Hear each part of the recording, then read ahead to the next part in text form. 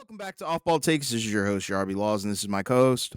Christopher Wells. We appreciate all the support on our recent content. And before we do get started, please don't forget to like and subscribe and follow us on Instagram and TikTok at the OBT Podcast for more content and updates. Yes, so we are very close at this point to the end of the regular season. Pretty much have a week and a half or so left, right? And we have, some games and some matchups to go over, right? A lot of really good games over the last week as teams are trying to kind of gear up and get ready for the playoff race. First, just a quick checkup on the Memphis Grizzlies. Since they have fired their coach, they are winless. They have gone 0-3. They lost to the Celtics and to the Warriors. First they lost to the Lakers. Then they lost to both the Celtics and the Warriors on a back-to-back. And that Warriors game was a really critical game because they needed to win that game to stay in the 5 spot. They did not. Golden State took that game with a ton of seriousness. Actually, it ended up being a close game in the fourth quarter. But as we've seen with Memphis for the last couple of months, they just haven't been able to get stops, and their late game offense just isn't quite good enough to be able to win them games against the best teams. And now, as of our recording right now, they're currently the 8th seed, right? They were, the 5 seed about a week ago. Now they've dropped down to 8. Right now, as we're recording, they're in a dogfight against the Miami Heat right now. So obviously, if they lose that, then they're going to stay 8, right? Because, obviously, if you look at that 5 through 8 spot, it's crazy. Golden State, who's 5, and Memphis is 8.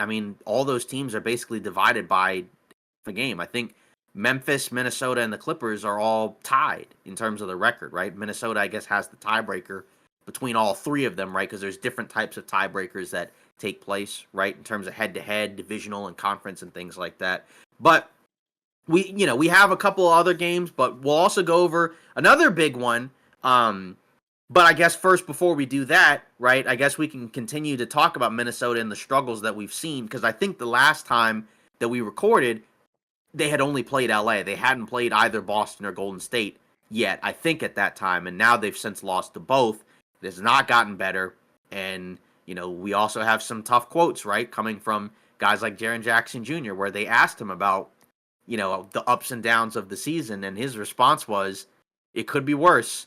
We could be homeless, which is just not a response that you would probably want to hear from one of your stars at this point in the season. This feels like a team to me that seems like it's done, that's pretty much resigned itself to whatever's going to happen, packed themselves up, and I think it's kind of an obvious team that if they are in the playoffs, that's one of the obvious choices, I think, of a team you would want to play in the first round. But they're going to have to be in there because right now they're in the play-in.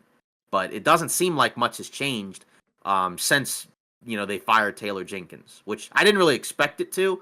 But you would think that at the very least there'd be, because we've seen it sometimes, like at least a temporary boost from hiring a new coach, but we haven't even really seen that. It's just they're 2-8 in their last 10. Now they've lost 4 in a row, and it just doesn't look good for them right now. Yeah, the morale is not shifted at all, which I think is the exact opposite effect that Memphis and their front office was kind of expecting with a move like that. And yeah, I think teams will probably be hunting for this one, and praying and hoping that they do get to play them because the chemistry is completely off, and it wouldn't surprise me post first round exit if they somehow find a way to blow up the core because it hasn't really gone anywhere. I think the people fell in love with the potential, especially on the defensive end of things. But, Mhm. in terms of what they've been able to accomplish via the whole, I guess, not even really the Ja era, because I don't want to put it solely on him, but the Ja, Mhm. Jaren Jackson Jr., Desmond Bain era, it's really been absolutely nothing. And they tried to scapegoat it with Dylan Brooks last year, or Mhm. a couple of years ago. So at this Right. point, what are we doing? You can't just continue to point fingers. I think you either need to make a even more significant change than coaching, or find a way to fight through it or something. But I feel like you're probably going to have to move on from one or two of those guys. Yeah, and that's the tough part is that, this team felt like a team that was on the upswing, right? When we go back a few seasons ago. Like I remember the first year we did this, the 22-23 season, right? They had just come off a season where they went out in the second round of Golden State, but that was the most successful season they had had with that core, right? Yeah. Then they follow it up with another top 3 seed in the playoffs, but then they lose in the first round. Yeah. Right? They lost a couple of their bigs in that series, but that was still like an upset, like a disappointment if you're the Grizzlies. And like you said, you mentioned the thing about Dylan Brooks, right? Where before the season was even over, there was already reporting about like, yeah, we're not bringing that guy back, right? And to his credit, right? Like in fairness to him, like he's actually been better Yes. since he's been in Houston, right? He's actually been, like he still has his antics and things like that. So he's still kind of an annoying player, obviously, in terms of the things that he does, but in terms of the ability, he has improved, right? Like he's improved as an offensive guy. Still a guy that can kind of take too many hero ball shots at the end of games, but like I think Houston's pretty satisfied with what they've gotten from him. But a team like Memphis now feels like they're on a downward trajectory where, like you said, now you're at the point where you're wondering, do they break it up? Because we've already gotten, rumors about could they shop Ja? I don't know if they will, right? But, just obviously it just hasn't worked, right? And like you said, it's just something to be said about, again, there's a problem of if you can't beat a lot of the best teams. Because, again, like, you need to beat bad teams in order to pad your record. But you can't just be horrible against the best teams, right? Like even a team like Houston, who nobody really has any belief or faith in the postseason, their record against the better teams is pretty solid, right? Like I believe they split against the Celtics, right? I think, and they beat the Cavs twice. I believe they got a win off of Oklahoma City, right? So they've been pretty solid against a lot of the better teams. But just kind of funny where we're at, right? Just given the fact that when we first did this, like Houston seemed like a complete disaster, right? Whereas Memphis looked like they were on the up and up, and now it's reversed. And you just kind of wonder where you go from here. But I think, yeah, like beyond the coaching, you're probably going to need some type of personnel change. And, we'll see what happens with there. But, like, obviously at some point they're going to probably re-sign and give Jaren Jackson Jr. his max because he's played great this season. Obviously, Ja and Desmond Bane have already been paid, right? So once you get to that point, you don't have as much flexibility. And I think the other part is just not a lot of veterans on the roster to kind of make things go smoothly when things do get tough, right? Because I was listening to a podcast the other day from a guy, Chris Vernon, who covers, or not covers, but I think like he's deep into Memphis sports. I think he has a radio show there. He's on The Ringer, and he mentioned like they don't have a guy on the roster over the age of 30, right? And that was kind of a problem for them at times before where they didn't have a ton of those type of guys, but then they brought in guys like a Steven Adams or others like that to kind of just make sure that you have somebody responsible in there, and they don't have that. So they're gonna I think this roster will look different next season. It's just a matter of how different will it be. Like, do we think that they're gonna trade Ja, or are we still kind of on the wait and see where it's at next season, see what happens? I need to see what Ja looks like in the postseason. Because I mean, typically, anytime that we've seen him in the postseason, he's actually been, a very unique riser. Granted, it's more so like, yeah, his volume increases because at the time they didn't really have a whole lot of creation elsewhere. So I'm kind of curious what it looks like, this year with a more, I guess, dynamic offense when, Desmond Bane has taken very big leaps offensively in his game, and Jaren Jackson Jr. as well. So it's like, when you have multiple options and not just, Ja running around doing his thing, that's what I'm kind of curious what it looks like in a 7-game series if they even get there, because they're in the play-in territory at the moment. Yeah, I was gonna say, like, what happens if they just miss the playoffs, right? Because I mean, there's a scenario where that does happen. I'm not saying it will, but Well, there's I think you do have to put Ja under that microscope because you have to look at his availability, whether it be due to off the court stuff in previous years, but really durability this year. And even just career wise in total. It's, like I know people have been kind of on Zion's head, but I think we have to kind of be on Ja's head a little bit too in terms of the whole availability issue, with the two of those guys. So I think they're probably going to have to assess the situation and see, well, can we really win a championship with that guy? As the forefront of the organization, that's kind of the question, I think. right. Yeah, and I think with Zion, I think it was always a question of conditioning and commitment. Sure. I think Agreed. Ja is not as much the commitment, but I think there is a maturity question. Obviously, Agreed. I mean, we do that, and like it hasn't been as rock bottom as it was, No. a couple seasons ago, right? Because I remember when we went through that, and there was a lot to talk about. But there's still an element that kind of feels like there still needs to be a little bit more improvement there, Yeah, right? I mean, like, agreed. he had like the mild thing, right, that happened where like he and where Buddy Hield and him did like the gun gestures or whatever right at the end of the game, and it's like that's not the worst thing in the world, but it is also like given the previous situations, it's not a great look, right? Like, do I think he should be suspended off of that? No, but it's No. just it just kind of continues to highlight there still needs to be some level of growth, and if it doesn't happen, right, then it wouldn't be shocking if at some point they moved on, just because we know with the new CBA, we know that teams are going to have to make the decisions of, do we want to give such and such 200 plus, maybe 300 plus $1 million? And if the answer is no, then those guys aren't locked to stay. Yeah, right. Exactly. Yeah. Then moving on, we also had another, because we didn't even mention it from the Warriors perspective, right? That game where Steph had 52 points, or whatever it was. It was a great performance by, him and Jimmy Butler, right? Who came to play, and Draymond as well, right? Where they got into the 5 spot. Obviously, we're recording this before, the Warriors-Laker game. So obviously by the time we record on Monday, that will have wrapped up, and we'll see what happens there, because that has some big implications where, if the Lakers win that, then top 4 seeds probably a lock. It's just a matter of, do they get 4 or 2 or 3, right? Whereas if Golden State wins, they still would need to catch LA because of the tiebreaker scenario, but it would be a lot easier because their schedule, because the Lakers' schedule is not particularly the easiest. But again, we'll see what happens, and we'll probably talk about that more, like I said, once that game ends. Yeah, for sure.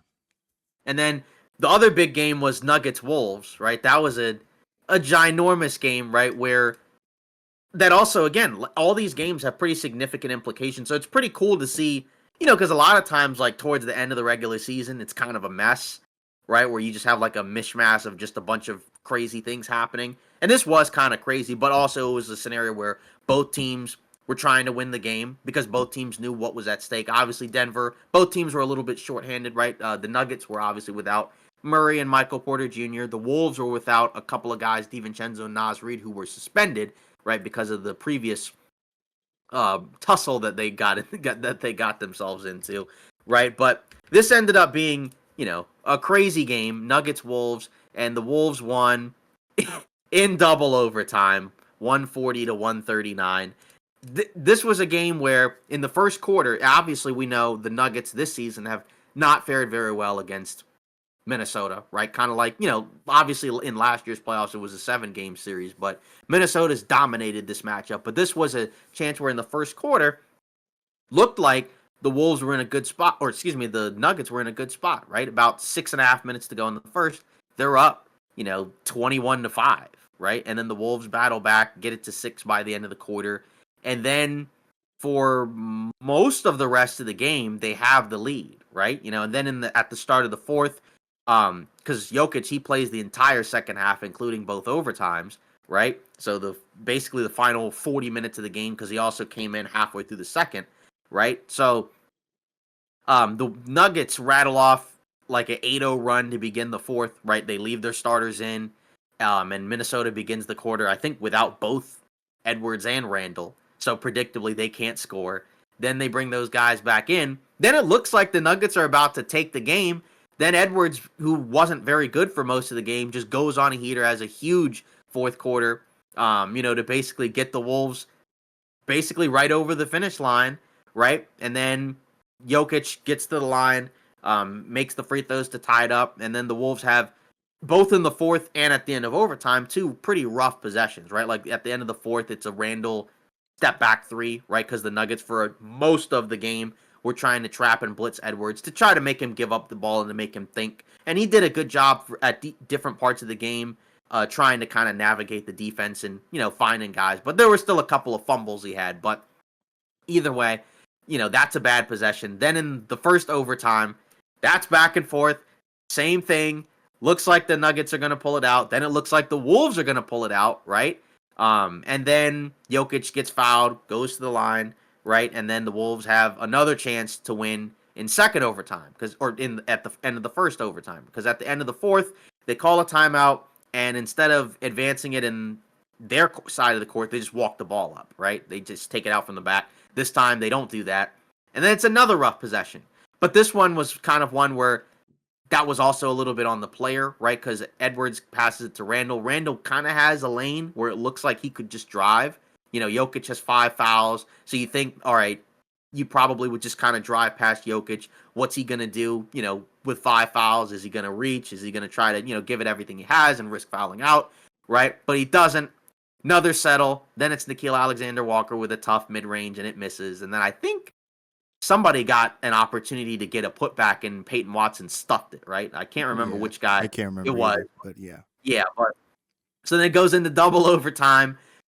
Meanwhile, Aaron Gordon is hitting like every single three under the sun, right? His progression as a three-point shooter has been really impressive, just from the perspective of, like, he's still being guarded like a guy who can't really shoot, but he's making teams pay for leaving him open. And then in this one, this was different because he was like pulling up in transition, with defenses in his grill, and he was still making them, right? And it was just continued back and forth. Then eventually we get to the final string of possessions, right? Where, with the Wolves, it looks like that, they might, because I think what happens is you have the scenario where it's a jump ball because the ball goes out of bounds off of, I think, a Minnesota miss, and then they don't know who it is, right? So then they don't know who it's off of. Then they do a jump ball. Then Minnesota fouls on the jump ball, right? I think it's McDaniels. He kind of grabs Jokic's arm. And so Jokic misses, I think, one of the free throws. He splits the pair. And then then Minnesota has the ball. They call a timeout, right? And they're trying to score at the end of the game. Edwards is once again doubled and blitz. He throws it away, right? And then it's the fast break. And then Christian Brown and Westbrook are running the break. Westbrook has the ball for a layup, and then he ends up missing it, leaves it short, which, again, can happen, right? But in that point of the game, that's pretty brutal. Then it's compounded by not quite getting back on defense, so then he kind of has to sprint and then unevenly jumps, and then Nickeil Alexander-Walker gets off a three, off a pass from Edwards, but he misses, but then they call a foul with 0.1 seconds left. He makes 2 out of 3 to win the game. And Minnesota ends up pulling it out in double overtime, despite Jokic having a 60-point triple-double. So it hurts Denver, obviously, because they lost the game. And then, to make matters worse, because everybody played in that game a ton of minutes, then the next game against the Spurs, they sit all their starters. I think they sit like 6 guys, because Watson was out too, right? Against the Spurs, who, are shorthanded too, right? Because, like, no Fox, no Wemby, obviously, and whoever else has been out. Then the Spurs end up taking the game, right? And like that one is a little bit different because like you're without half your rotation, so like anything can happen in a scenario like that. I know people mentioned like the Russ missed layup in the Spurs one. That's not as big of a deal, right? I know it was like at a crucial point in the game, not quite as bad as the Wolves one. And in fairness, like in that game, he actually played well for most of it. But 2 bad losses for Denver, right? Where now they're in the 4 spot. Of course, things could change, right? Because they probably are hoping that LA loses to Golden State. Then they would hope that they beat Golden State because they play them on Friday, the second night of a back-to-back. But what were your thoughts on that game as a whole? Just because, it sparked a lot of questions, right? Because I think people also kind of asked the question of, like, do you take up the layup at the end of the game, or do you just kind of dribble it back out? And things like that, But what did you think of the game as a whole? I mean, you kind of have to take the layup, in Right. my opinion. Yeah, I think it's a gimme, and especially for a player of his caliber, you have to take that, and this happens, at all levels of basketball.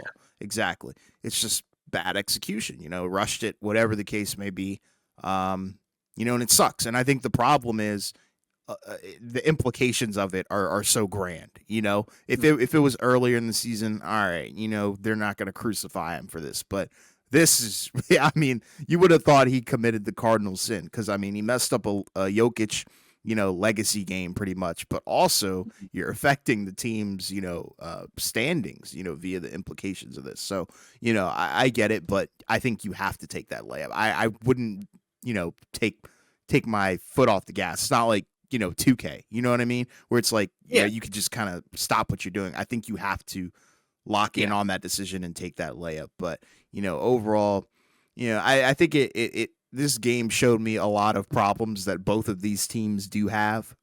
Granted, Denver, like you said, played shorthanded without Jamal Murray and Michael Porter Jr. But I'm curious, what do those guys look like? Because I think when Jokic has a game like this, they tend to lose, or you don't Yeah. get too much from other areas of the team.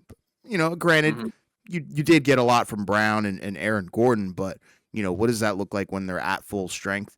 I don't know. hmm And then with Minnesota, I think the decision making and the Edwards and Julius Randle duo, I'm still kind of shaky on that come playoff time, because I don't like the fact that Julius Randle likes to settle and get comfortable taking not egregious. Well, yeah, egregious pull up mid hmm ranges when you can quite literally just bully anybody because you're a walking mismatch. You know what I mean? And it's like Yeah, the sure. I mean, like in this game, he did hit some tough shots. agreed. It's just that we know that's a big part of his offensive game, and is that going to work out come playoff time? Because we know for him, he does not have a great reputation as a postseason guy. Granted, sample size is not very big, but from what we've seen, his game seems to not really work out as much in the postseason, right? I Exactly. think we know Edwards is fine. Yes, I mean, he he's had a gonna bad series rise. against Dallas, but we know that Edwards is a guy that's a playoff guy, right? Like we've seen it,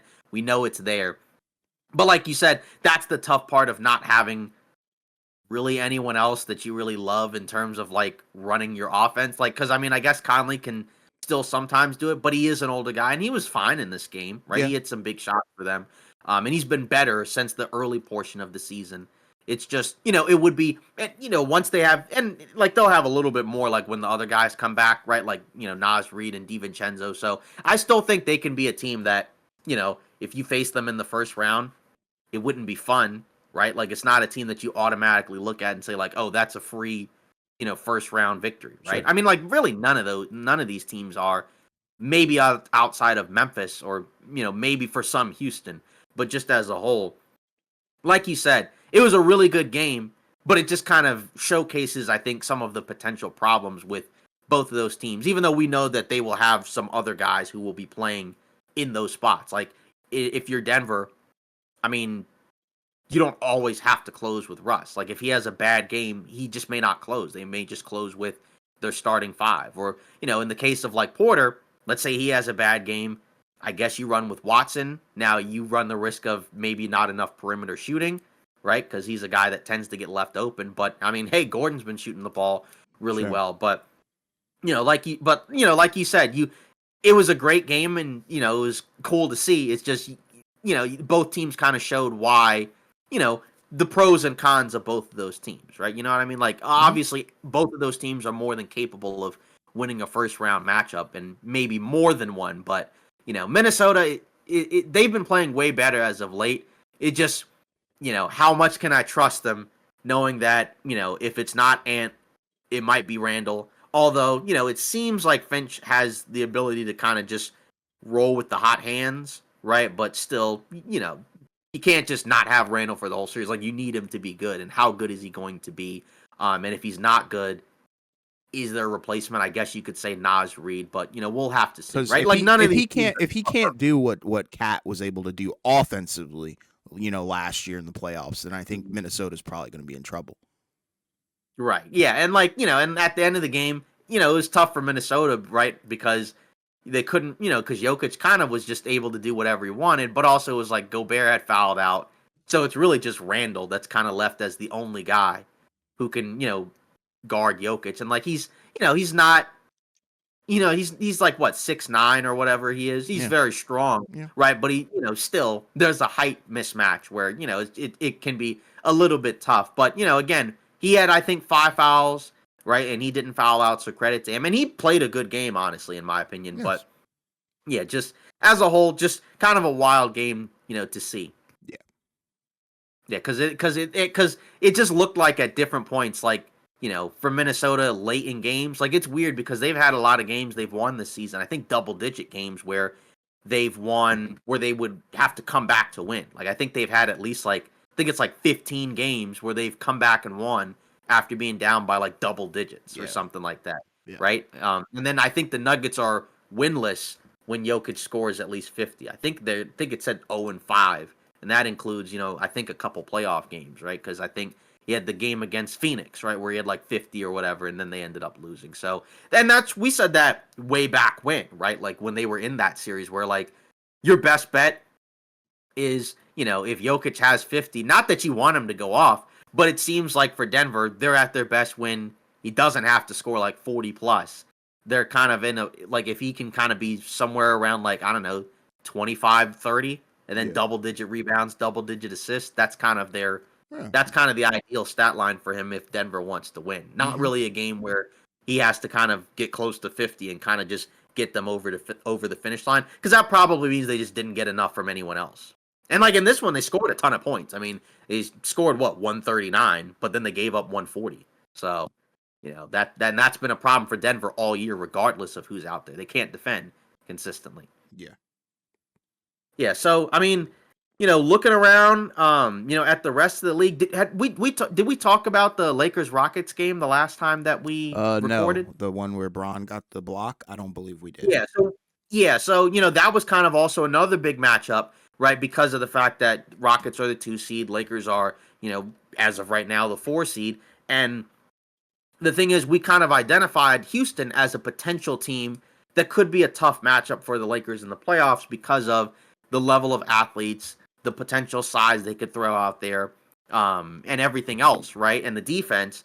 But, the Lakers ended up pulling out that game, right? They ended up winning that game. It was a rock fight, very low-scoring game, 104-98. And I think this is the type of game where you could see some of the problems for a team like Houston. I think you kind of saw in that game why I don't think a lot of people are as high on Houston in a 7-game playoff series, because you look around, you got 25-4 from Amen Thompson, right? So he played relatively well. You got 14, 7, and 6 from Alperen Şengün, 5 of 11, so not amazing, but okay. Jabari Smith Jr. and Tari Eason off the bench gave you some solid production.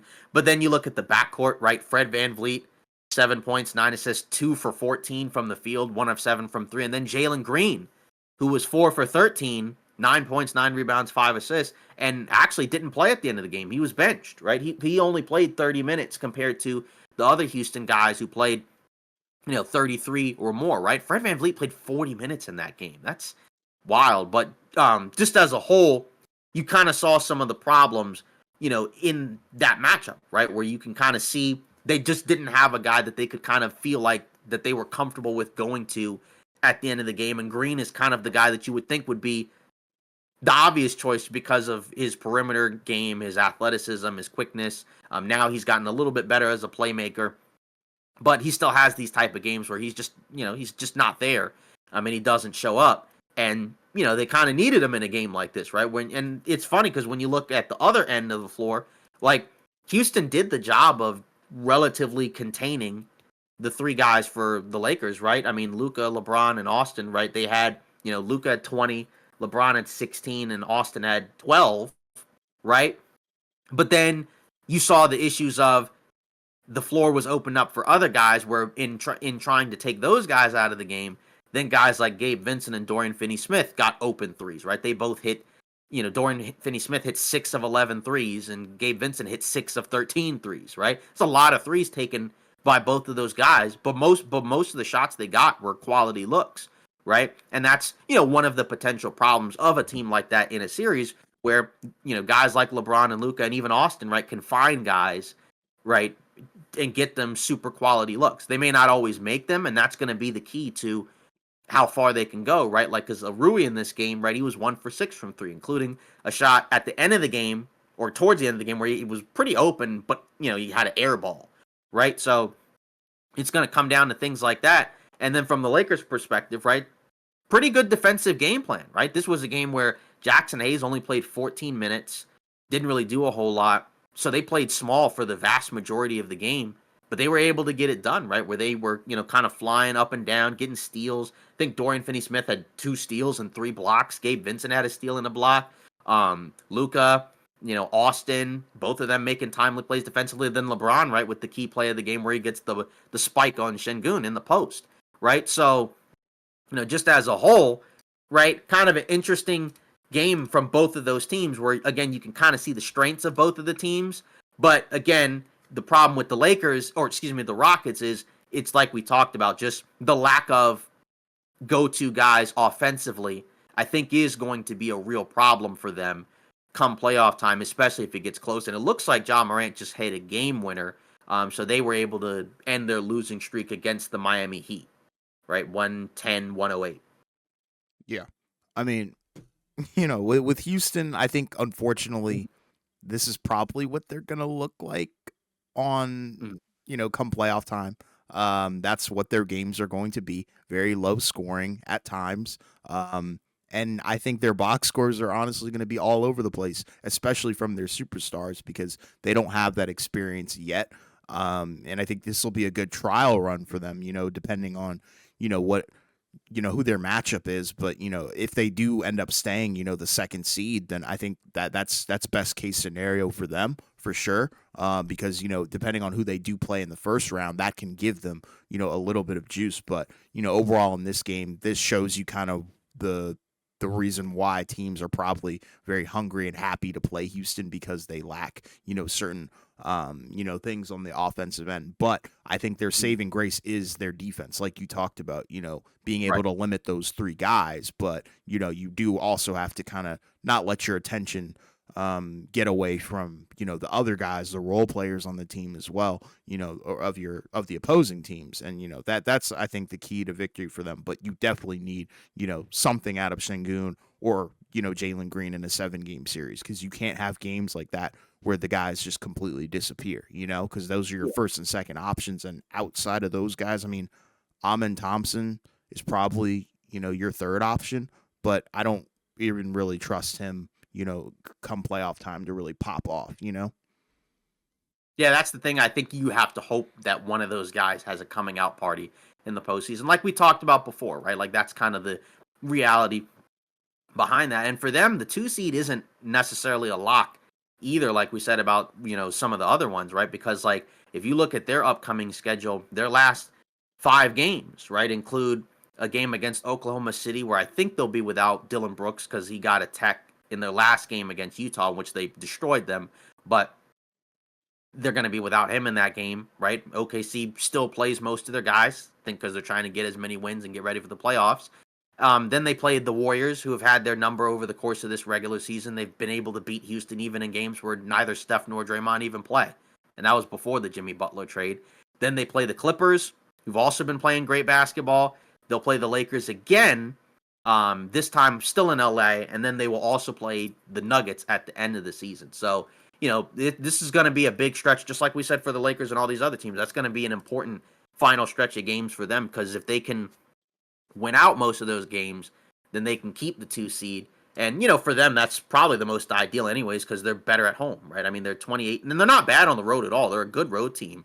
But but I think for a team like that, you'd like to have as many home games as you can, just, because I think they'd be more comfortable there as a whole. But again, nobody's locked up anything yet. I mean, they are 3 games ahead of LA for the 3 seed. So if you had to make a bet, they are probably the most likely to have it, but it's not a lock, right? Because I mean, I think the Lakers would have to win out, and they would have to win that last game against Houston in order to get the tiebreaker too. And their schedule's not really that easy either. They have a couple of bad teams in there, but they still also have some matchups against good teams. So, that's the thing with Houston, where tough game to lose, right? But that game is kind of like the textbook reasoning for why people think that Houston's probably going to be a first round exit. Maybe again they can surprise everybody and pull off a first round victory, because I think it also might be dependent on who they get. Like if they Exactly. play Memphis,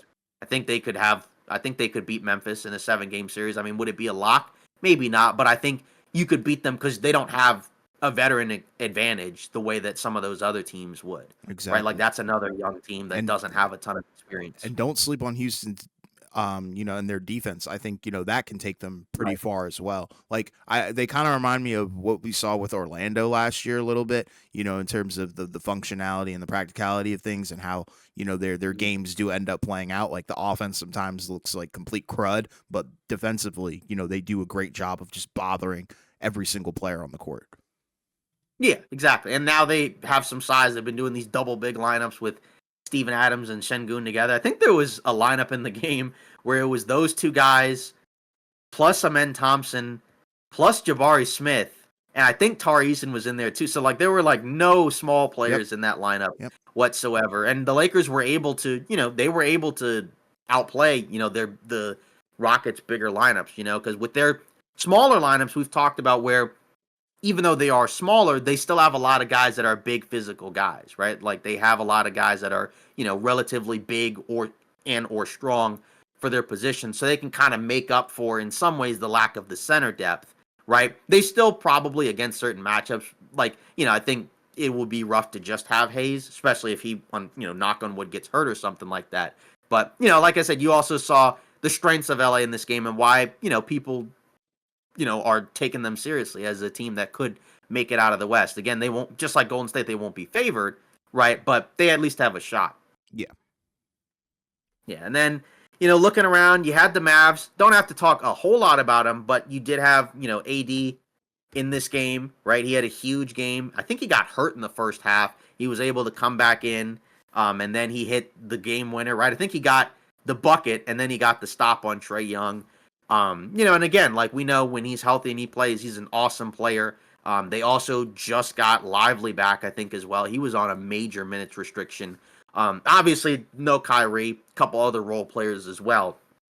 But, is there a chance for them to get out of that play-in spot, right? If they're, is there a chance for them to get out of there? Because I think there is Yeah. in the case of, like, if you're talking about, I mean, if they're 9, they'd have to win 2. And they're going to be 9 or 10 because they're too far behind the Clippers and everyone else. But, if you had to ask, like, is there a guy who could win you 2 playing games? Like, AD could be that guy, especially depending on who they play. Like, if they play the Kings, he could easily be the best player, on the floor, right? And then defensively, they could kind of cause some problems for a team like that. Could they beat one of those 7-8 matchups?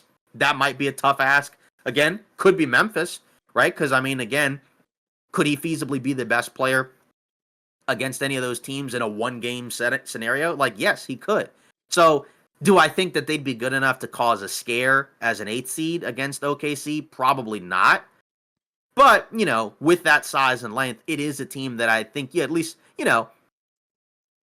maybe they could give them a game or something like that. But either way, I think the Kings, that's probably the one where it's like kind of hard to take that team seriously, I would say. Yeah. But I think Yeah. Go ahead. yeah.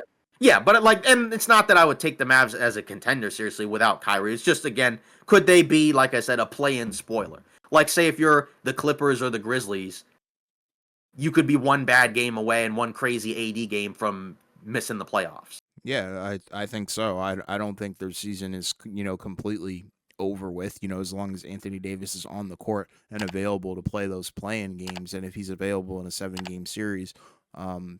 I think they could play, potential spoiler, but I wouldn't, pick them as the Right. favorite in any No. matchup. But, in terms of the play-in, I think, yeah, it wouldn't surprise me at all if they came out victorious. Yeah, exactly. So I guess now, do we kind of want to look at maybe some X factors, right? Across, the playoffs. We can do East West if you want. Because obviously, again, we're going into the playoffs. We don't have any matchups yet at all, but we're at least getting to the point where we can kind of see Yeah. which teams are more playoff teams. Which teams might be some contenders and championship teams. So let's kind of look at some. So I guess we'll start with you. Kind of give your list of, or give a guy, that could be in your, X factors, or maybe just not, it doesn't have to be a player. It could also just be a strategy or a plan. Yeah, I mean, I think we kind of have to start with the obvious one, Austin Reeves. We already know, what his numbers have looked like, over the last 10 and even, beyond that, and as a third option this season, he's really emerged and taken that jump that I think a lot of people kind of were expecting, but also I don't think a lot of people saw it, and I don't think people thought that it could come to fruition this season. But I think, obviously adding in, Luka Doncic and having a guy like LeBron, that kind of opens up a lot of avenues and opportunities for you. And he's taking advantage of that. I think if he can continue to do that and, kind of be the light version of those guys, and continue to get to the foul line, like he does, and create opportunities, not just for himself, but for the entire team as well. And I think when you have three playmakers that are that dangerous, I think they're really the sleeper team to potentially win the title out of the West and come out of the West because, legitimately, like we already talked about, I think a lot of people are low on Houston. So I think next up, right behind, Oklahoma City for me would be the Lakers, in that scenario. Yeah, his last, basically 15 or so games, he's been giving them 23, 5-5, right? And Yeah. on the season, he's averaging, 20 points, just under 20 points, 4.5 rebounds, 6 assists, right? And he's gotten better pretty much every year, and he's gotten better pretty much every month over the course of the season, right? So, he's become a big part of, what the Lakers do, even on both ends of the floor, right? Because obviously now you don't have a Max Christie, you don't have an Anthony Davis, right? I guess I should have started with AD, but like, you don't have those type of guys on the roster anymore. So now it kind of becomes a more team involved defensive concept. And, that's the guy in the starting five as a guard, right? That's kind of the guy that's going to have to take on some of those tougher matchups, right? Like, he's probably going to have to be the guy that's going to have to guard, like a Steph or, maybe like an SGA or, something like that, right? Like it's, I mean, obviously you're not going to have one guy the entire game, right? But he's going to be the guy that's probably going to have to take on some of those tougher matchups. And he's still going to have to find other ways to contribute, offensively as well. And he's been doing that for a while now. So I think that's a big one, right? Because again, if he can give them similar production, which he's generally done in the postseason compared to the regular season, right? They can go far. So I mean, he's going to be key to pretty much anything that they do, especially in the lineups where it's Luka's not out there, but LeBron's out there because they've kind of been able to, they've kind of shifted and adjusted some of what they've been doing in terms of the lineups and the schemes that they run. So whenever LeBron is out there, Austin's pretty much always out there. They have lineups where it's like Luka and the rest of the guys, right? Because they have to figure out, because some of these guys are better with some players over others. Like Vanderbilt seems to be better in those LeBron Austin lineups than he is like if Luka's there, which I guess kind of makes sense, right? Just based off of, the type of players that those guys need. But, just as a whole, yeah, like a lot of those guys, I mean, even besides Austin, like all those other guys are X factors too, because again, those guys are going to get wide open looks, so they have to hit them. For sure. Then you move on. Oh, go on. What were you going to say? Oh, I was just going to, go on and name mine, but if you want to name yours. No, go ahead. Yeah. OKC, Jalen Williams, I think that's kind of an obvious one, right? That's the second guy after SGA, where you look at him and there's going to be series, there's going to be games where they're going to try to trap SGA, blitz him, force him to give up the ball, and you're going to have to look to Jalen Williams to be able to give you some offense, or say SGA's off the floor, right? Like all these guys will play more minutes come playoff time, but they're not going to play 48. So there's going to have to be moments where Jalen Williams is your secondary or primary creator, and he's going to have to come through. And he's been really good for OKC this season. He was an all-star. But we know, in the playoffs, right, he was a little bit worse than he was in the regular season, especially once he got to that Mavs series, right, where it just felt like it was a little bit too fast for him. But I think the hope is that he can take all the things that he learned from that series and kind of apply it to this year's postseason, because they're going to need him to be better, in order for them to get to the finals, maybe to win it all, right? Because that's the guy, that's the other guy that's kind of the obvious guy, like who can handle the ball and create some offense. Because like say Chet could be another guy, but he's more of a finisher. He can kind of take guys off the dribble a little bit, but Williams is the guy that he's gonna have the ball in his hands more than like a Chet. So I think that's another key guy where you're not going to blame it on one person, right? But I think we saw with SGA, we know that I think come playoff time, he's fine, right? Like if you watched him in the postseason last year, like in that Dallas series, he was really good, right? You don't really look at him as any of the reasons that they lost, but I think the rest of the roster is going to have to kind of prepare and get ready, because they're going to have to play a lot of really good teams in order to, it's not quite the same as the East, right? They're going to have to, even in the first round, they might potentially play a team like the Clippers or, Minnesota, right? These teams that, do have some guys, that can give them a run for their money. So, I think he's kind of another guy to look out for in terms of an X factor. I do want a couple in Chet, with Yeah. Jalen Williams. I think in this scenario, because depending on who they do have to play, I think Chet is going to have to probably step up his game on both ends of the floor. Because say we do get Oklahoma City versus Denver in some scenario or something like that. What does Chet look like against Jokic and the offense that the Nuggets run? And how can he take advantage of Jokic's defensive weaknesses in that scenario? So, and I think the other problem I think with Chet is, well, he hasn't really been available. He's only played 28 games this Right. season. So, is it enough time for him to ramp up and kind of, get back to being the Chet that we all know that he can be? That's another question mark, I think. And what does the two big lineup look like in the postseason? I think there are questions, but not enough, to make me like sow a bunch of doubt about Oklahoma City. But yeah, I think Chet and J Dub they have to come to play. They have to show up. And J Dub has to do the things that we've seen him do, throughout the season, and we've seen like the little flashes where it's like only that guy can do that. You know what I mean? And I Right. think he can be in that tier. We just need to see it on a nightly basis. And I think the playoffs are the biggest stage to do so. Like you said, since the injury, since coming back from the injury, he's progressively played more and more and has gotten closer and closer to looking like himself. But like you said, that could be a factor where, physically, he's going to have to be ready, because we also know that teams might try to kind of target him, because obviously he's, a guy that's not like he's very long, great defensively, but he is a guy that I think some teams and players are going to be really aggressive against in terms of trying to get him in foul trouble, trying to kind of bulldoze him.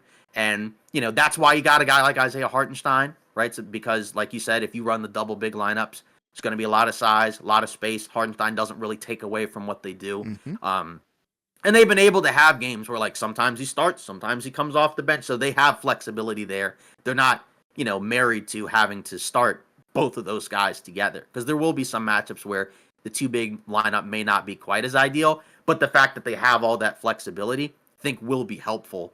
And it will make Chet's job easier too, right? Just having all those other defensive guys with him. But yeah, like honestly, the non-SGA guys, right?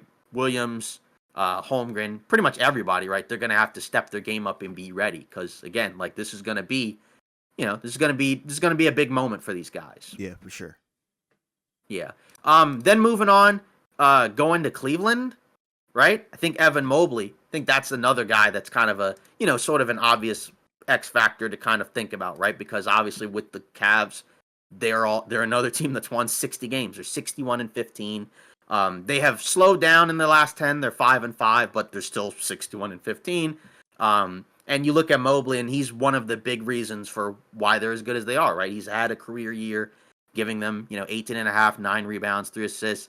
And now he's able to shoot threes at a solid clip, right? 37 from 3 on 3 attempts a game. Pretty good, right? While still being able to also give them the level of defense, and his passing and playmaking has been really good, right? 3 assists a game.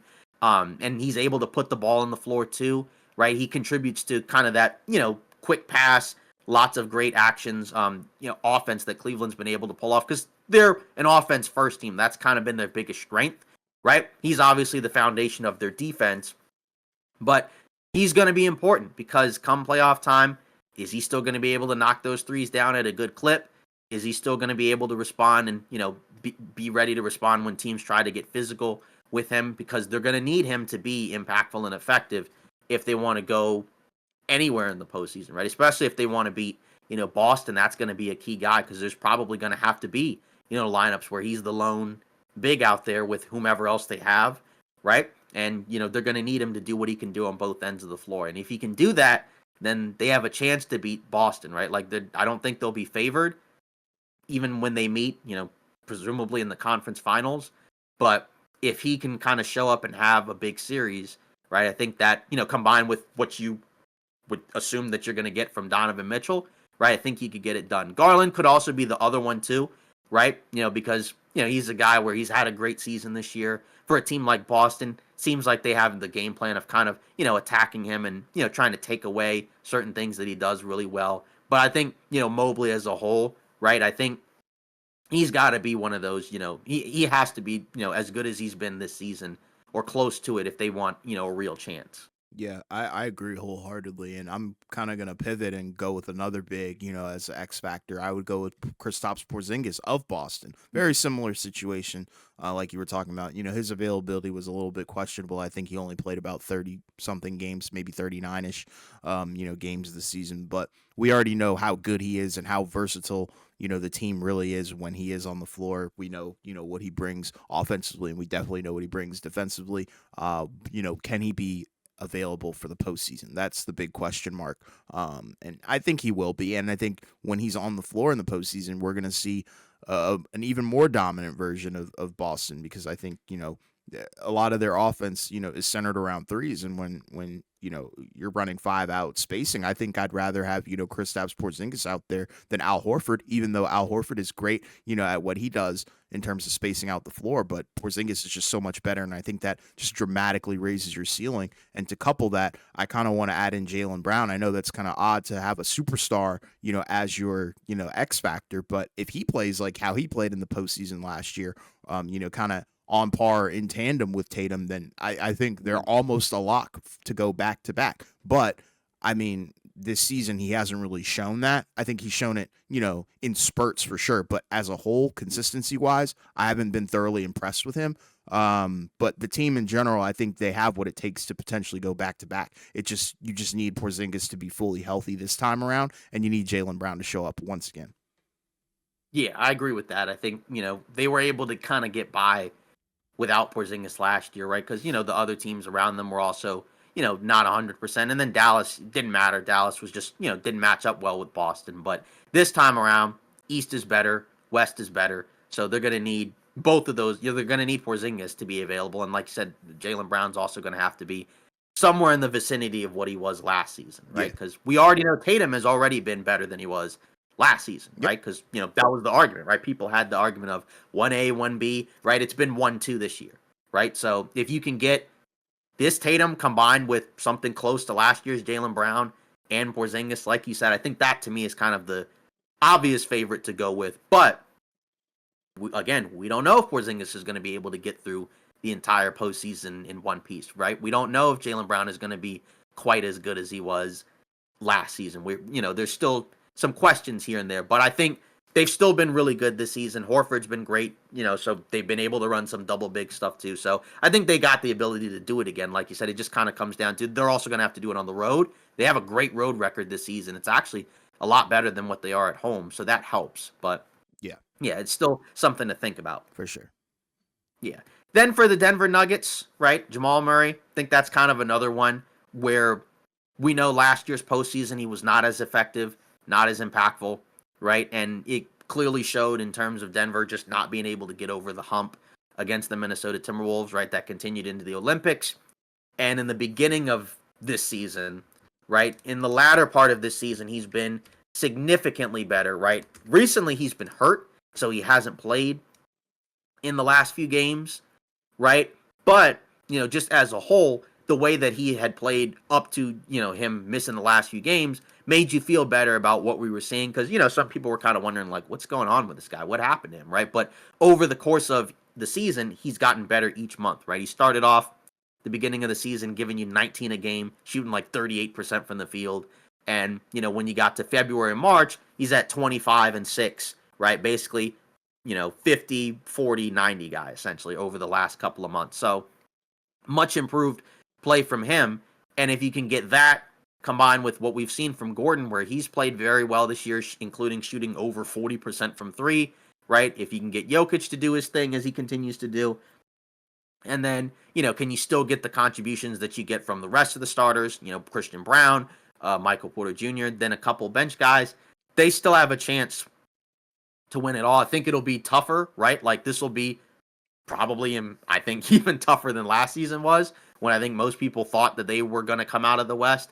But they still have a chance. But I think a big part of that hinges on, can Jamal Murray still do what he was able to do the year they won the title, right? If he's anything close to that, they do have a chance. Yeah, I agree with you, and I would take it even like, an even like, excuse me, holy crap, a step, further. Like, I think you kind of have to look at the whole team outside of Jokic. And I know that might be, a little bit of over exaggeration, but it's really not. I think you need Jamal Murray to show up. You need Aaron Gordon to be able to hit threes and, do all the things that he's able to do, defensively and be so switchable and versatile.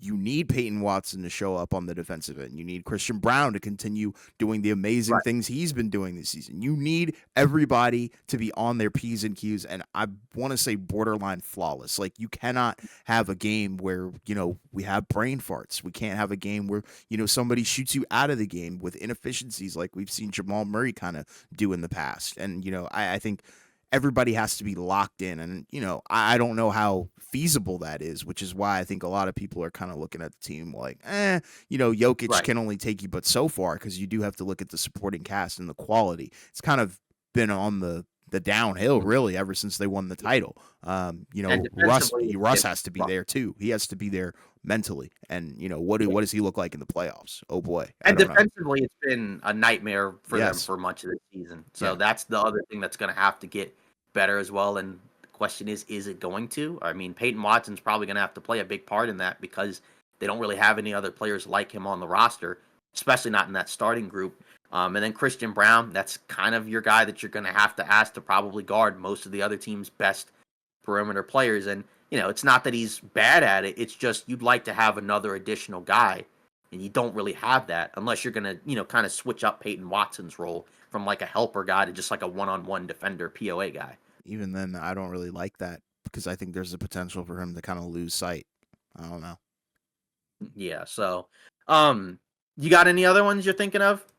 I mean, kind of off the top of my head, Mhm. I mean, because I think we covered all of the Right. legit, cemented, certified Mhm. contenders. How about Golden State? I What was do you I think was is? just about to go there. I was gonna say Mhm. it has to be Jimmy. I Mhm. know it's kind of obvious. Once again, when you do have a superstar being your X factor, not always a great sign, but I think in this case it is because it opens up so much. We already know their record is amazing. When uh with Jimmy, post trade and whatnot. Mhm. So, when he's in the lineup, we already know what they're capable of offensively. It opens up so many things because, we haven't really seen Steph have that superstar since KD, like you talked about. I think it was last episode. And that I think allows for so much creativity to go on in the playoffs. And, there's a possibility where it's like Jimmy is the guy that goes off. And I think that's the scariest thing for me. And in a 7-game series, that could really be make or break. And we already know come playoff time, he's tends to be an elevator guy that rises. So I'm very curious to see what a duo of two risers looks like in Golden State because we haven't seen Yeah. that since, the dynasty. And even on defense, right? Like he's a guy that because he's a bigger guy, right? He can help them play those smaller lineups that Yes. they like to play, right? Because in terms of their center depth, right? It's Draymond as the starting center. Then after that, it's Kevon Looney and Quentin Post, right? Trace Jackson Davis has pretty much been exiled, Yep. from the rotation, Yeah. right? So it's been Looney and Post, right? Who's kind of emerged as like a stretch five for them, right? To kind of give them a different look. So that's kind of what I wonder where in terms of like how are they gonna fare against some of these bigger teams like say maybe a Denver, or teams like that, right? Even OKC has a couple other bigs that they can kind of throw at him, but just as a whole, yeah, I think the Butler one is the one that makes the most sense because if he plays anywhere similar to the level of, I mean, they're not going to ask him to have to score 40 in a round, Right. Right. but just in general, right? Like if he can still show that in the playoffs he's one of those guys, right, on both ends of the floor, then there's no real reason for them to not be a scary,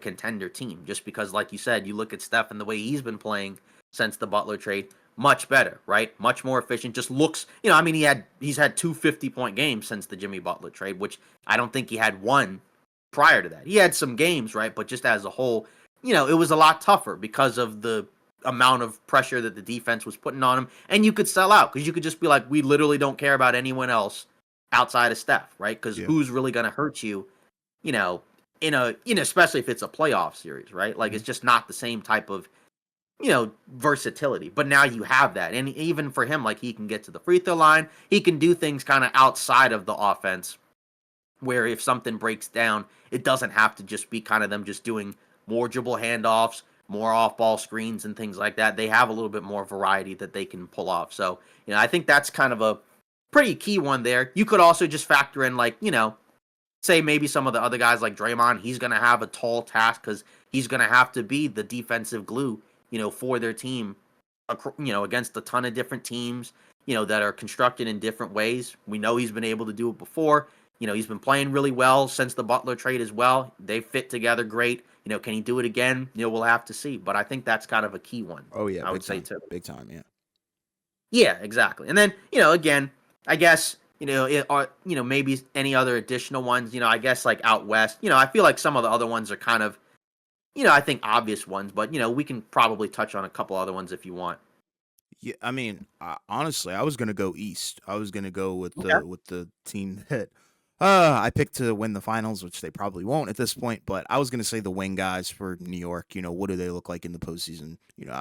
OG Anunoby, McCall Bridges. What are we gonna get from them? Regular season wise, I think offensively it's been all right. It hasn't been overwhelmingly positive to the point where I'm like, yeah, this is awesome, like, guys. We're gonna be the number one seed. No, but defensively, I think they've been okay too. It's just been a little shaky, a little odd. I think, injuries hit them late. Obviously, with Brunson, that didn't help at all. But, if he's good to go for the playoffs, then I think the team has a fighting chance. It's just a matter of, OG, McCall Bridges, and Josh Hart as well need to show up, because I think Hart falling off the radar a little bit has hurt the team drastically. So I think he needs to have a bounce back. He needs to have a bounce back postseason. 3-point shot has got to fall, and you got to be confident with it, because I think when he's not really shooting threes, not that he's useless, but I think the impact doesn't feel as strong, Yeah. and that's with all Right. three of those guys, to be honest. Right. Yeah. He starts passing up open shots, and that becomes a problem for them offensively. And they need to be able to, score Because offensively. they're going to Right. I pack mean, the that's paint, because they give right. him the Ben Simmons treatment. So, Right. I don't really know, Yeah. what you can do to kind of head that Mhm. off, but get the Yeah. confidence back. Yeah, OG's been really good. Since for a while now, right? He's been playing great basketball, kind Yeah. of trying to keep them afloat. Since Brunson's been out, he's supposed to come back potentially this weekend. We'll see. I think he's listed as questionable for Saturday's game. I think against Atlanta, so maybe he comes back and kind of helps them, close out, the season on a right note. Because there's a couple of guys that have been playing a little bit more, like Darrell Wright, or not Darrell, DeLon Wright, excuse me, has been playing right since Brunson's been out for a little while. He's kind of, I guess, given them, a little bit of help at that guard spot, because I think Deuce McBride's been out for a little bit, right? He's kind of been in and out due to injuries, so. Um, they've been playing some of their bench guys a little bit more. But yeah, I think for the Knicks, yeah, it's going to come down to, like I said, guys like Josh Hart. Will those shots fall come playoff time? The defense, can it improve? Because it's been better, right, as of late, right? But, when you get Brunson back in there, can they still be able to defend at the rate they've been doing as of late? I mean, offensively, you're going to be better. I mean, they're better with Brunson, obviously. So I think that's kind of a key one. Yeah. Yeah.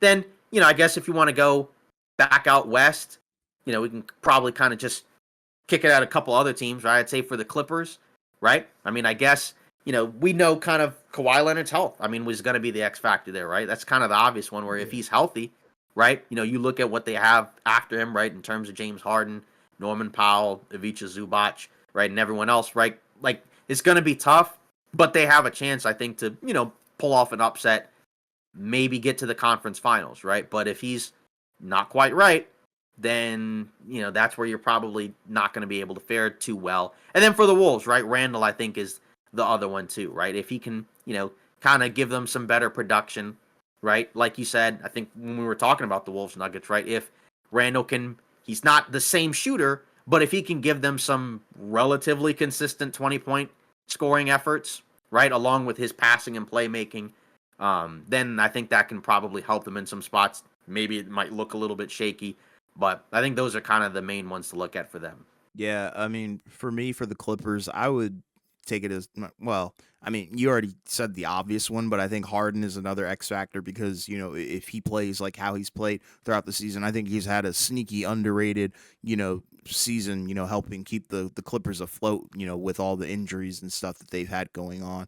If he can, elevate and give us some vintage performances and not completely flame out in the playoffs, then I think, that could be a good X factor. And then with Minnesota, yeah, I think it comes down to Julius Randle 100% because, you look at that, that's the big trade that you made. Mhm. What's the logic behind it? I think we all know it was definitely a money thing, but can you somewhat, prove your value, prove your worth? Because I think, if he can have, a few good series, granted, I don't think they're going to the NBA finals. So maybe one Right. good series, and they don't, and if they lose, it's not on him, then I think that's about as good as you can get because we already know that he's not really a pinged as a playoff guy either. But, Mhm. if you can just somewhat replicate, what Towns brought offensively and replicate some of the numbers, then I think they'll be okay. Not Mhm. great, but okay, and we won't have to pin Julius Randle as the reason why they lost Right. a series. Yeah. Then just to kind of go back to the East, right? Just to kind of wrap it up, right? We can look at the Pacers, right? Because I think for the Bucks, I think that one is Lillard's health, right? If he can come back, like you still probably wouldn't pick him to win the East, but they would at least have a fighting chance, right? Just because that makes them more talented. And then Detroit, I like the team, but I don't know if I can trust them to be able to win a first round series. So I think the Pacers is kind of the other one to look at, and that's Halliburton, right? Because early in the season we talked about him where he wasn't playing well. We're wondering what's going on. Is he hurt? Is there something else going on? Is he just a fraud? But since the start of the year, it's basically been 20 and 10 guy, 50, 40, 90 from the field, right? So, I mean, he's been a significantly better basketball player since the early portion of the season. Sneaky all NBA guy, again, right after, not looking like that early in the season. And just when he's there and he's healthy and he's playing at the level he's playing, they are better. They've been much better as of late. Mathurin, who didn't play the second half of last season, he's back. He's been playing pretty well. All the other guys that fit in, Siakam's been great. Right. So, but I think Halliburton's the main cog, right? Because we know last postseason he was okay in some spots, but then in other spots didn't look as amazing, right? But I think if he can kind of carry, but we also know last season he battled injury the second half of last season, right? So if he's going into this postseason healthy and can give them anything like what we've been seeing as of late, right? They could be, are they going to get to the finals? Probably not. But, could they be a sleeper team and maybe they could push a team like Cleveland to 6-7 games and make them sweat, right, and have to work to get out of there alive? Like, yeah, it's possible. Yeah, I mean, I agree. And I'm a big Halliburton fan. Definitely, I always push positive propaganda on him. So his numbers from last postseason weren't awful. They're kind of similar to what he's averaging this season. So kind of a step down from the regular season last year, but. I think there's a potential for them to play spoiler, especially if he pops off. And the problem with Indiana is their offense is so predicated around him. Like if he has a bad game, then they're most likely going to lose. And that's just kind of the risk that you run when you have a superstar like that. And the play style that he has, where the ball is in his hands, 90% of the time, and he's also playmaking and everything runs through him. So if he does somehow find a way to bring out some magic, I think there is a potential for them to play spoiler or maybe give whatever matchup they have a run for the money. But I think they can go far because if you do look at the East, it's a different animal than the West. The standings are kind of weird. I think there's a certain drop off, when you do get past Boston, where it's like New York, Indiana, Milwaukee. What do we think about those teams? Kind of question marks, severe question marks that kind of are like, well, they Right. probably can't win the title, but they can maybe do a little bit of damage in the postseason. But I think once Indiana runs into probably either Cleveland or Boston, they might be cooked. But I think that's okay. Granted, how the roster is constructed. Right. Yeah. And again, like you said, we'll see. Of course, nothing set in stone, but I feel like for most of those teams, that's what you're going to need in order to, go as far as you can, right? Because only one team's going to win the title. But like you said, for a team like Indiana, championship, they're not a championship or bust team. Like they want to win, they want to go as far as they can. I guess they went to the conference finals last year, so maybe they feel like if they, don't get to the conference finals, it's a disappointment. But every team is on a different timeline. But of course, all these teams want, however, the most successes, and these are probably the ways that they can, that they can get there. Yeah. Yeah. So again, the regular season is getting closer and closer to ending, right? We only have basically like 2 weeks left in the regular season before we get to the play-in and then the playoffs. Before we close out, we did get a few responses, right, from our last poll that we did, and this is on Instagram, right? So if you want to join in on these, just join our Instagram. We already talked about it, right? You can check our socials and look at it. And we asked, are the Grizzlies first round exits? And 100% of our responses said yes, right? Which it is very rare to get 100% of people to agree on anything. But, I think it's pretty obvious that it seems like most people are, not particularly high on the Grizzlies' playoff chances, especially, again, Ja got the game winner against the Heat as we were recording, but just as of late, it's not been great, right? And it's not like the Heat are a great team anyways. I know they've gone on a 6-game winning streak, including, a win over Boston, but still. Yeah, the writing is kind of on the wall, with the firing, the morale is low, guys aren't playing, up to par, up to standard. So, yeah, I mean, I think it's kind of a no-brainer, and I feel like, if you were to disagree with the question oppose, and say that they aren't a first-round exit, then you're probably a Memphis Grizzlies fan, and I wouldn't blame you at all, because I think you do have a right to believe in your team. But, I just don't think that this team could get out of the first round. Granted, their Western Conference is so freaking stacked. Like, there's no shot. Yeah.